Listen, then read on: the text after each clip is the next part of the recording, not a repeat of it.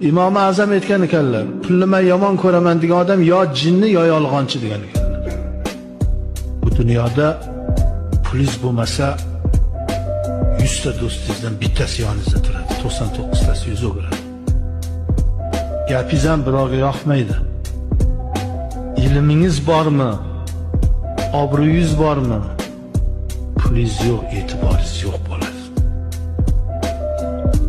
Odam zotni juda yuzini shuvut qilib qo'yadi, pulsizlik, molsizlik.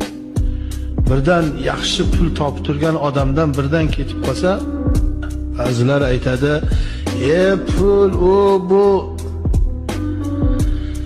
Xo'p, sen o'zing bir pulsiz odamni e'tiborga qanday olasan, u puldorni qanday e'tiborga olasan? Ko'p gapiraverma.